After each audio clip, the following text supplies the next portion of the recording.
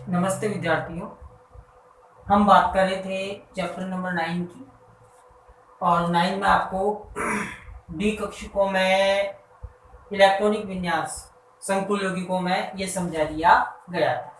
आगे हम यहाँ जो बात करेंगे, नेक्स्ट अपना जो बिंदु हम लेंगे यहाँ कि संकुल के रंग की व्याख्या। ठीक है, नेक्स्ट बिंदु है संकुल संकुल के रंग की व्याख्या। संकुल के रंग की व्याख्या करेंगे भैया हम। ठीक है, संकुल के रंग की व्याख्या। देखिए, आपको मैंने बीबीटी में बताया था या आपने बीबीटी में देखा, अगर अयुग्मित इलेक्ट्रॉन है, अयुग्मित अयुग्मित इलेक्ट्रॉन है संकुल में, तो वो रंगीन होगा। और अयुग्मित इलेक्ट्रॉन नहीं है तो संकुल रंगहीन होता है। संकुल रंगहीन होता है। ये जानकारी हमने वीबीटी से प्राप्त कर ली है। अब वीबीटी ने ये रंगीन क्यों है, रंगहीन क्यों होता है, मतलब रंग की व्याख्या नहीं की थी, और रंग की व्याख्या सीएफटी के द्वारा की गई। तो हम यही बिंदु ले रहे हैं यहाँ, संकुल के रंग की व्याख्या। देखो, संकुल के रंग की व्याख्या करने के लिए ध्यान दीजिए, आप ही कहोगे कि संकुल में अयुग्मित इलेक्ट्रॉन होने पर, संकुल में अयुग्मित इलेक्ट्रॉन होने पर संकुल संकुल रंगीन संकुल रंगीन दिखाई देता है, दिखाई देता है। अयुग्मित इलेक्ट्रॉन होगा तो संकुल रंगीन दिखाई देगा। ठीक है, अब इसके लिए एक एग्जाम्पल लेते हैं हम। एग्जाम्पल है टाइटेनियम का H2O6, और यहां हम लगा लेते हैं +3। ये एक संकुल है, हेक्सा, नाम देखो इसका, hexa aqua, hexa aqua titanium, titanium third ion. वो एक एग्जाम्पल लेकर के इस संकुल के रंग की व्याख्या की गई है। अब रंग की व्याख्या करने के लिए सीएफटी ने क्या कहा है कि अयुग्मित इलेक्ट्रॉन होता है तो संकुल यौगिक में डी डी संक्रमण पाया जाता है, डी संक्रमण पाया जाता है, और इसी संक्रमण के कारण संकुल रंगीन दिखाई देता है। देखिए, ये डी संक्रमण क्या है, कई बार ये यहां से भी ये प्रश्न आया हुआ है कि डी संक्रमण किसे कहते हैं। तो डी कक्षक में उपस्थित इलेक्ट्रॉन, डी कक्षक में उपस्थित इलेक्ट्रॉन का डी कक्षक में संक्रमण डी संक्रमण कहलाता है। डी कक्षक में कोई इलेक्ट्रॉन है और वो उत्तेजित होकर के डी कक्षक में ही चला गया, तो उसको हम कहते हैं डी संक्रमण। तो सीएफटी ने बताया था कि संकुल यौगिकों में डी संक्रमण पाया जाता है, इसलिए वो रंगीन होता है। रंग का कारण उसने ये बताया। अब देखिए, इसको हम एक एग्जाम्पल के द्वारा समझा रहे हैं। जैसे ये टाइटेनियम का संकुल है, ये हमें दिखाई देता है यहाँ पर बैंगनी रंग का। ठीक है, इस टाइटेनियम का संकुल का रंग बैंगनी होता है। देखिए, बैंगनी रंग का क्यों दिखाई देता है, एग्जाम्पल लेकर समझा रहे हैं। ध्यान दीजिए, यहाँ टाइटेनियम धातु परमाणु को लीजिए, धातु परमाणु का इलेक्ट्रॉनिक विन्यास लिखिए 3D4s, S में 2 इलेक्ट्रॉन और D में भी 2 इलेक्ट्रॉन है। हम जानते हैं कि यहाँ जो ये Ti है, ये धात्विक रूप में या धनायन के रूप में है, तो ये Ti+3 के रूप में है। यहाँ Ti+3 का इलेक्ट्रॉनिक विन्यास लिखिए 3D1, 4s में कितना 0। तो इस संकुल में टाइटेनियम Pi+3 के रूप में है और इसके पास एक अयुग्मित इलेक्ट्रॉन है, तो हम कह सकते हैं ये संकुल कैसा है, रंगीन है। अब इसकी व्याख्या करेंगे हम। देखो इस संकुल के पास डी कक्षक बनाओ, ये डी कक्षक 5 हो गए, ये 5 डी कक्षक हो गए। इस संकुल में धातु परमाणु के डी कक्षक में कितने इलेक्ट्रॉन है, एक इलेक्ट्रॉन है। तो आप जानते हैं CFP ये कहता है कि जब भी संकुल का निर्माण होता है तो ये डी कक्षक दो भागों में विभाजित हो जाते हैं। तो देखो डी कक्षक दो भागों में विभाजित हो गए, P2G और ये EG कक्षक ऊपर आ गया। ये संकुल अष्टफल किए हैं, इसलिए EG कक्षक ऊपर आएंगे, P2G कक्षक नीचे आएंगे। अब अपने पास डी में कितना इलेक्ट्रॉन है, एक इलेक्ट्रॉन है। ठीक है, एक इलेक्ट्रॉन आपको इन कक्षकों में भरना है।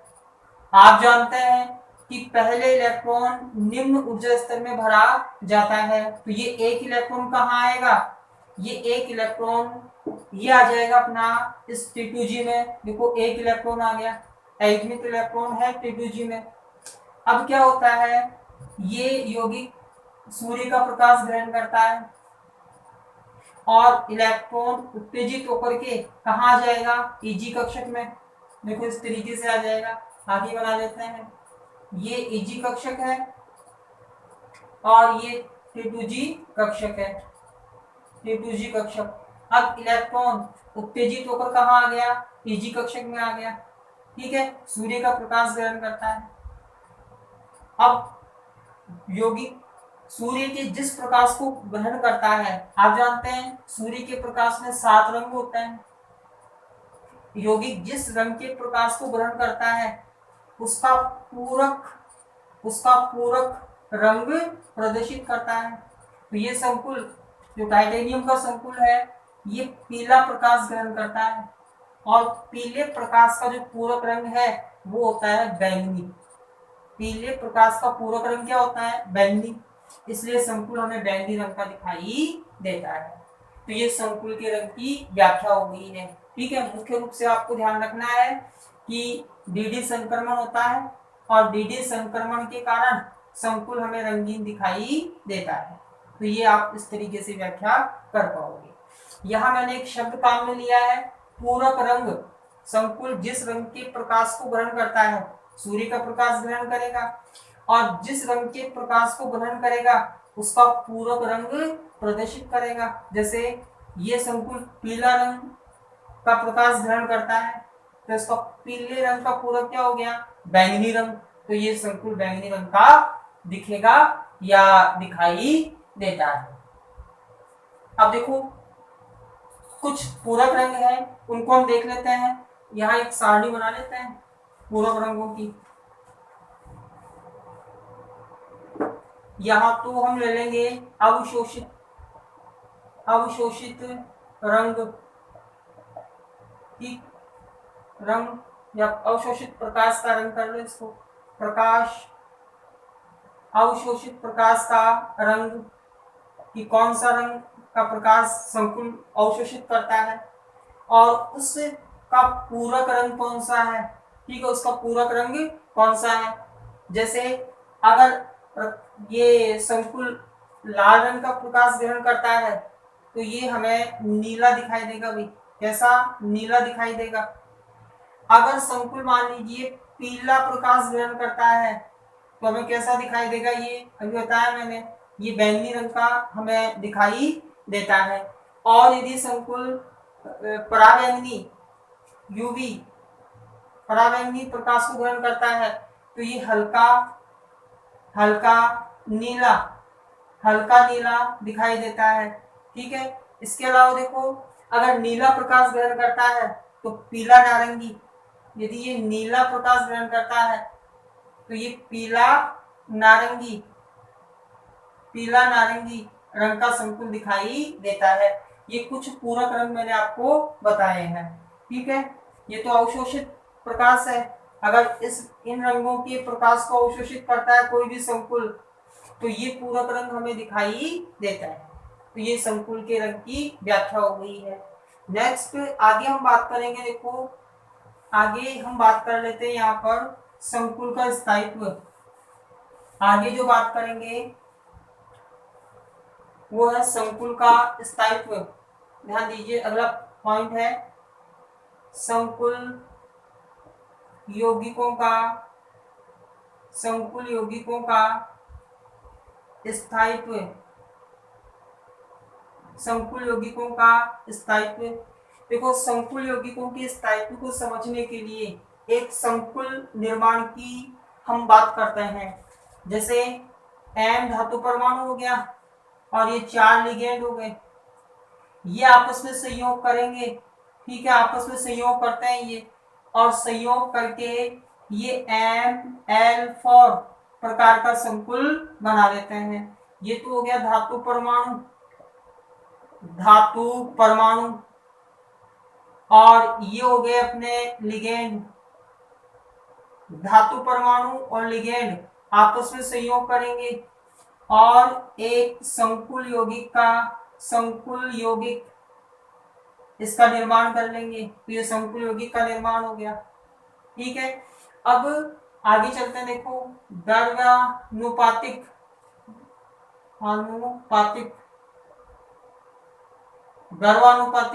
नियम से देखो, हम यहाँ पर Ks का मान ज्ञात कर लेते हैं। Ks यहाँ पर स्थायित्व स्थिरांक है संकुल के लिए। तो Ks का मान ज्ञात करेंगे तो हम जानते हैं उत्पाद अपॉन अभिकारक। तो यहाँ ये ML4 अपॉन M और ये L आ गया अपना L। ठीक है, फिर घातांक ये 4 आ जाएगा। तो ये अपना Ks आ गया। नीचे लिख देंगे यहाँ Ks एक स्थायित्व, यहाँ Ks एक स्थायित्व स्थिरांक है जिसे स्थायित्व स्थिरांक है। ठीक है, अब यदि Ks का मान बढ़ेगा तो स्थायित्व बढ़ जाएगा। तो हम कह सकते हैं कि Ks समानुपाती है। Ks ये समानुपाती है, ये Ks का मान ये समानुपाती हम लिख सकते हैं स्थायित्व, संकुल का स्थायित्व। ऐसे लिख दो, संकुल का स्थायित्व। तो ये देखो, यहाँ ये एक संबंध बनता है, Ks का मान ये समानुपाती है संकुल का स्थायित्व। इसका अर्थ ये हुआ, यदि Ks का मान किसी संकुल के लिए बढ़ेगा तो संकुल का स्थायित्व भी बढ़ जाएगा। यहां से जो प्रश्न बनता है, आपको कुछ संकुल दिए जाएंगे, जैसे A, B, C, D, कोई भी संकुल दे देगा और उनके लिए फिर Ks का मान आपको दिया जाएगा और पूछेगा भाई संकुल ज्यादा स्थायी कौन है, आप कौन सा संकुल ज्यादा स्थायी है। तो आपको पता होना चाहिए कि Ks का मान ज्यादा होगा तो संकुल का स्थायित्व बढ़ जाएगा। तो ये हम संकुल के स्थायित्व की व्याख्या कर सकते हैं, इस तरीके से व्याख्या करनी है। आगे चलते हैं। देखो, नेक्स्ट जो अपना बिंदु यहाँ पर हम लेंगे, स्थायित्व को, संकुल के स्थायित्व को प्रभावित करने वाले कारक। अगला जो बिंदु हम ले रहे हैं यहाँ, संकुल यौगिकों के स्थायित्व को प्रभावित करने वाले कारक। संकुल यौगिकों के स्थायित्व को प्रभावित करने वाले कारक। देखिए, यहाँ मैं 3 कारकों की बात करूंगा जो संकुल यौगिकों के स्थायित्व को प्रभावित करते हैं। पहला कारक है जो नंबर 1 है, धातु परमाणु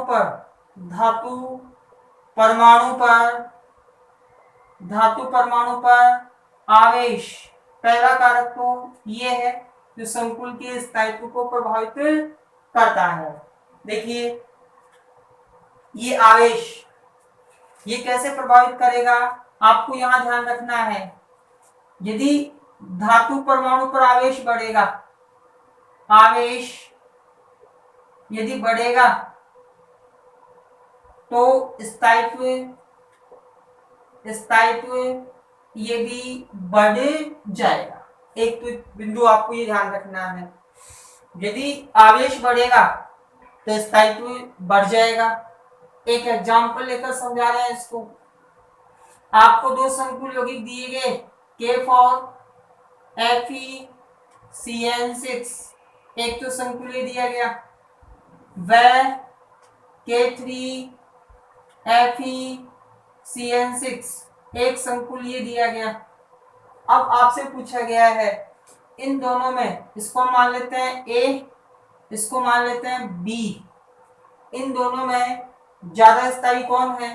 तो देखो यहां आपको धातु परमाणु को देखना है, यहाँ Fe, यहाँ आवेश कितना है, Fe पर +2 आवेश है, यहाँ Fe पर आवेश निकाल लो, Fe पर +3 आवेश है। ठीक है, तो धातु परमाणु पर आवेश बढ़ेगा तो स्थायित्व बढ़ जाएगा। यहाँ संकुल B, तो स्थायित्व क्रम हम लिख सकते हैं, स्थायित्व क्रम या बता सकते हैं कैसे, बी संकुल ज्यादा स्थायी है ए की तुलना में, तो यहाँ स्थायित्व क्रम ये हो गया है। कोई भी संकुल आपको दिया जाए तो आप देख लिया करो, अगर आवेश बढ़ेगा तो स्थायित्व बढ़ जाएगा। पहला कारक तो ये है। सेकंड जो कारक है वो हम यहाँ लेते हैं लिगेंड की प्रकृति, लिगेंड की प्रकृति। ठीक है, ये सेकंड कारक, इसकी बात कर लेते हैं। देखो ध्यान देना भाई, लिगेंड की प्रकृति ये आपको कैसे बतानी है, इसमें आपको बताना है कि लिगेंड की क्षारीय प्रकृति बढ़ने पर, कौन सी प्रकृति, क्षारीय, लिगेंड की क्षारीय प्रकृति, क्षारीय प्रकृति बढ़ने पर संकुल का स्थायित्व बढ़ जाएगा। एक तो ये ध्यान रखना है, क्षारीय प्रकृति बढ़ेगी तो संकुल का स्थायित्व बढ़ जाएगा। अब देखिए क्षारीय प्रकृति का मतलब क्या है, आप जानते हैं कि जो लिगेंड है ये इलेक्ट्रॉन युग्म, लिगेंड इलेक्ट्रॉन युग्म दान करते हैं, और जो इलेक्ट्रॉन युग्म दान करता है उसकी प्रकृति होती है क्षारीय। जिसमें इलेक्ट्रॉन युग्म दान करने की क्षमता है उसकी प्रकृति क्षारीय होती है, तो लिगेंड क्षारीय प्रकृति के होते हैं। ठीक है, बात नंबर 1 ये हमें समझ में आया। फिर हम बात करेंगे कि हम कैसे पहचान करें कि किसकी क्षारीय प्रकृति ज्यादा है और किसकी कम है। तो यहाँ पर अब वो जो श्रेणी हमने काम में ली थी, स्पेक्ट्रो रासायनिक श्रेणी, वो काम में आएगी। कैसे, यदि लिगेंड की प्रबलता बढ़ेगी, यदि लिगेंड की प्रबलता बढ़ेगी तो क्षारीय प्रकृति बढ़ जाएगी। जैसे लिगेंड देखो H2O है और लिगेंड NH3 है, दो लिगेंड मैंने लिए यहाँ पर। आप जानते हैं इन दोनों में प्रबल लिगेंड कौन है, NH3 है। ठीक है, प्रबलता का क्रम देखें तो प्रबलता का क्रम NH3 प्रबल लिगेंड है, तो हम कह सकते हैं कि NH3 अधिक क्षारीय है और जल है वो कम क्षारीय है। ठीक है, तो क्षारीय प्रकृति यदि बढ़ेगी, लिगेंड की क्षारीय प्रकृति बढ़ेगी तो संकुल का स्थायित्व बढ़ जाएगा। देखो इसके लिए भी एक एग्जाम्पल ले रहे हैं, यहाँ पर एग्जाम्पल लेकर समझाते हैं। यहाँ हम संकुल लेते हैं, कॉपर का ले लो Cu, यहाँ मैंने लगा दिया H2O फॉर, और फिर यहाँ मैंने लगा लिया ये Cl2। एक तो संकुल ये दिया मैंने आपको, वह एक संकुल हम लेते हैं, देखो CuNH3 फॉर, और यहां लगा लेते हैं Cl2। ये दो संकुल आपके पास हैं। देखिए यहां पहला नियम लागू करके देखते हैं क्या ये लागू होता है क्या। कॉपर का ऑक्सीकरण अंक निकाल कर देखो 2, यहां भी कॉपर का ऑक्सीकरण अंक कितना आ गया 2, समान है, आवेश बराबर है धातु परमाणु पर, पहला नियम लागू नहीं होगा। फिर हम देखते हैं लिगेंडों को, देखो लिगेंड अलग अलग आ गए यहाँ पर, एक जलकाणु है, एक अमोनिया है। तो आप क्या करोगे, यहाँ लिगेंडों की प्रबलता को देखना है।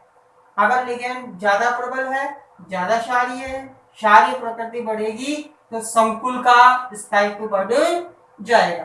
तो यहाँ NH3 ज्यादा क्षारीय है, तो हम कह सकते हैं भाई ये संकुल A मान लिया मैंने, ये संकुल B मान लिया।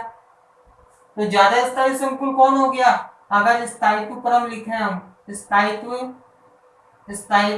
क्रम ये बताएं, तो यहाँ B का स्थायित्व A की तुलना में क्या है, ज्यादा है, क्योंकि हम जानते हैं लिगेंड की क्षारीय प्रकृति बढ़ने पर संकुल का स्थायित्व बढ़ जाएगा।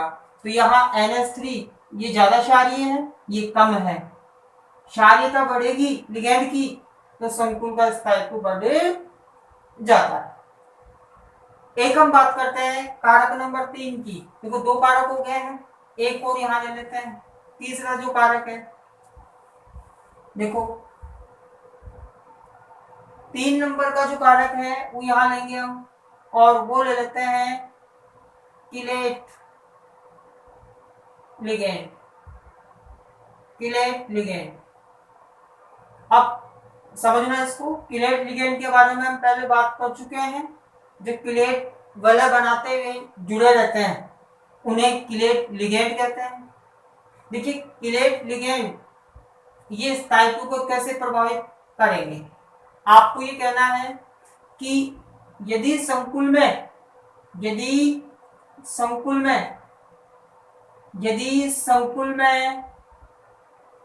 किलेट लिगेंड उपस्थित है तो स्थायित्व बढ़ जाएगा। आपको ये ध्यान रखना है, अगर संकुल में किलेट लिगेंड उपस्थित है तो स्थायित्व बढ़ जाएगा। ठीक है, चलो एक एग्जांपल लेकर देखते हैं। जैसे मैंने लिया यहाँ पर CrNH3 ले लिया और यहाँ +3 लगा लिया मैंने। एक मैंने लिया CrEn3 और यहाँ मैंने लगा दिया प्लस। दो संकुल हैं, ये इसको मान लेते हैं A, इसको मान लेते हैं B, और आपसे पूछा गया है संकुल के स्थायित्व का क्रम बताइए। देखो दोनों में धातु परमाणु समान, धातु परमाणु का ऑक्सीकरण अंक याद कर लो भाई। यहाँ प्लस का 3 आएगा पहले में, और दूसरे में भी प्लस का 3 आएगा। ऑक्सीकरण अंक याद करना हम सीख चुके हैं। तो दोनों में ऑक्सीकरण अंक +3 पाया जाता है, तो यहाँ पहला नियम तो लागू नहीं होगा। अब हम बात कर लेते हैं, देखो लिगेंड यहाँ NH3 है, यहाँ En है। तो En एक द्विधांतुक लिगेंड है। En कौन सा लिगेंड है, द्विधांतुक लिगेंड है। ये धातु परमाणु के साथ एक किलेट वलय बनाता है, इसलिए हम कहते हैं कि भाई ये किलेट लिगेंड है। तो B और A इन दोनों में ज्यादा स्थायी कौन हो जाएगा, अगर हम स्थायित्व क्रम को लिखें तो B ज्यादा स्थायी है A की तुलना में। तो आप संकुल के स्थायित्व को समझा सकते हैं, इस तरीके से हम समझाएंगे। देख ये स्थायित्व को प्रभावित करने वाले 3 कारक हो गए हैं। ठीक है, चलो ये अगला बिंदु हम लेते हैं यहाँ, जो कि इस चैप्टर का अंतिम बिंदु है, स्थायित्व को प्रभावित करने वाले कारकों के बाद में एक बिंदु हम पढ़ेंगे यहाँ संकुल यौगिकों का महत्व। एक अंतिम बिंदु है संकुल यौगिकों का महत्व। ठीक है, अंतिम बिंदु देख रहे हैं यहाँ संकुल यौगिकों का महत्व। देखिए पहला महत्व तो हम ये बता सकते हैं कि गुणात्मक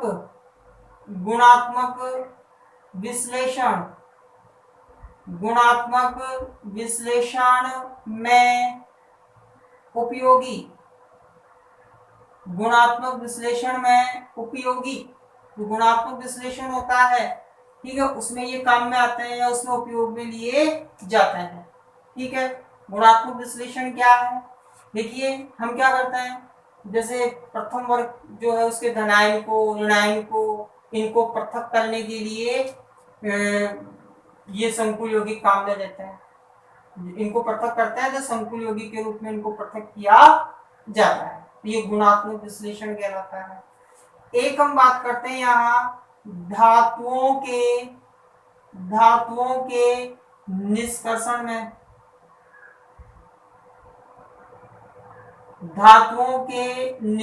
में।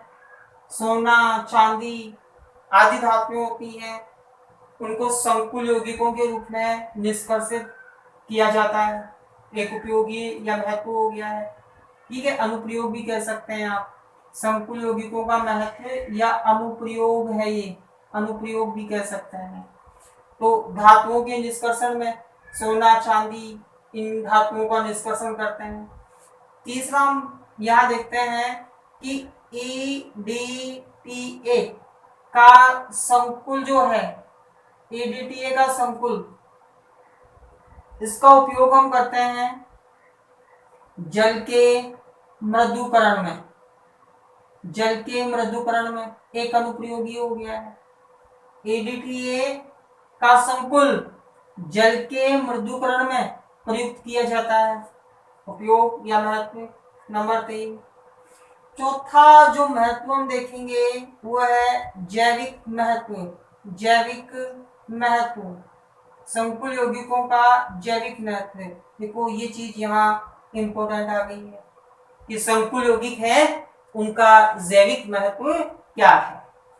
पहला जैविक महत्व देखिए, ध्यान देना, नंबर 1 बता रहा हूँ, बिल्कुल आसान चीजें हैं, अनुप्रयोग है।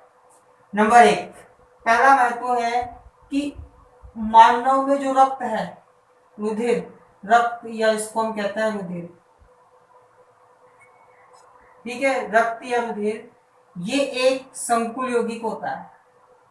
ठीक है, ये क्या है, एक संकुल कंपाउंड है। और जो मानव रुधिर है, रक्त में है, वो Fe+2 का संकुल यौगिक है। हीमोग्लोबिन होता है मानव रुधिर में, तो हीमोग्लोबिन क्या है, ये Fe+2 का संकुल यौगिक होता है। आप जानते हैं कि हीमोग्लोबिन क्या करता है, ऑक्सीजन परिवहन में सहायक होता है। ऑक्सीजन परिवहन में क्या होता है, सहायक होता है। एक अनुप्रयोगी हो गया है कि रक्त में उपस्थित हीमोग्लोबिन एक संकुल यौगिक है, ये Fe+2 का संकुल यौगिक होता है। और हीमोग्लोबिन का कार्य क्या है, रुधिर परिवहन, ऑक्सीजन परिवहन में, रुधिर में ऑक्सीजन परिवहन का कार्य करता है। तो एक तो जैविक महत्व ये है।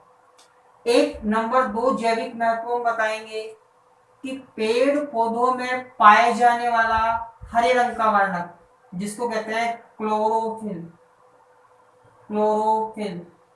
पेड़ पौधों में हरे रंग का वर्णक होता है क्लोरोफिल, जो क्या काम करता है, प्रकाश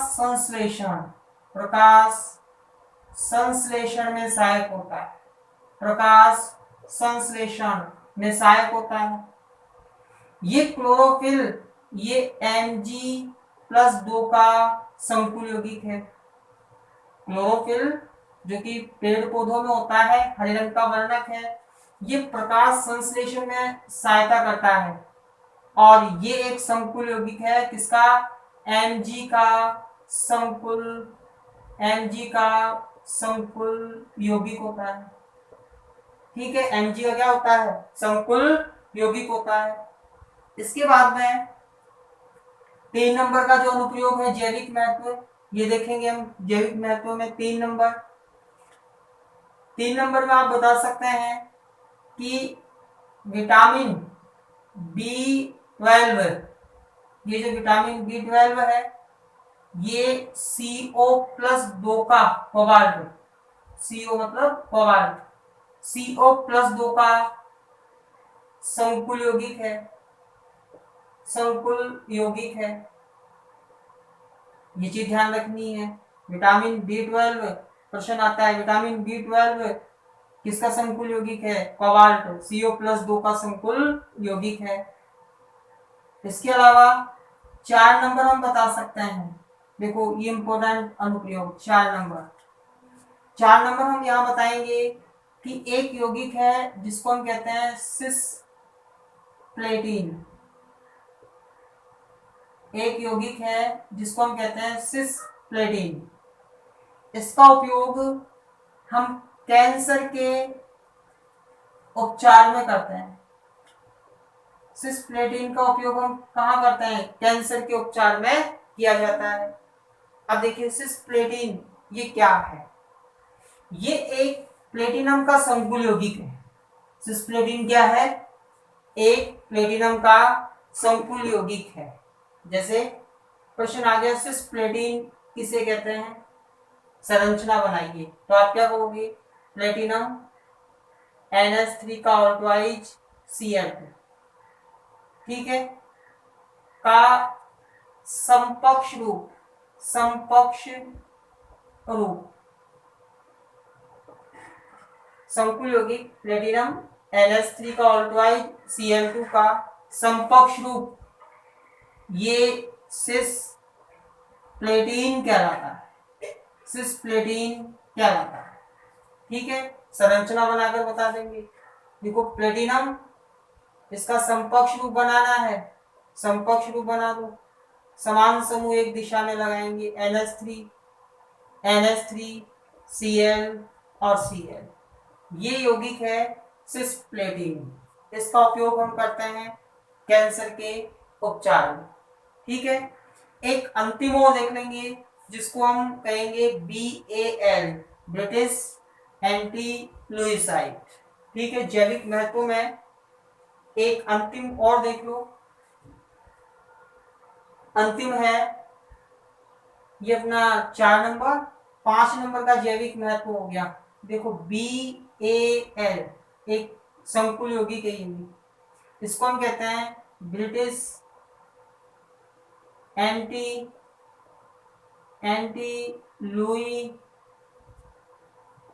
लुइसाइड, ब्रिटिश एंटी लुइसाइड BAL, ये एक संकुल यौगिक है, ये एक संकुल यौगिक है।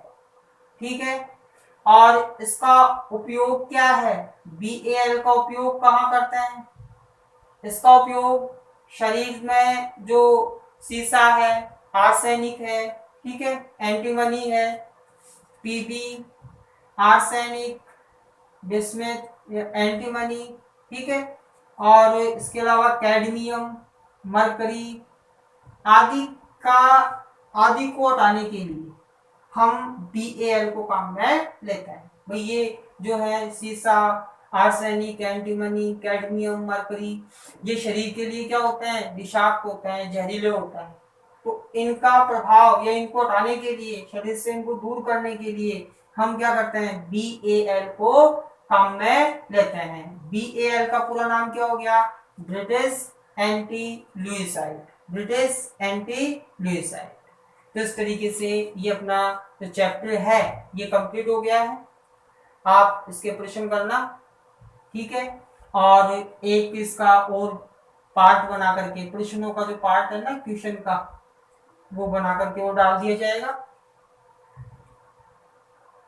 जैसे कोई प्रश्न नहीं आ रहा है तो आप कमेंट बॉक्स में लिख करके पूछ लेंगे या कंसल्ट कर लेंगे। अपना चैप्टर ये कंप्लीट।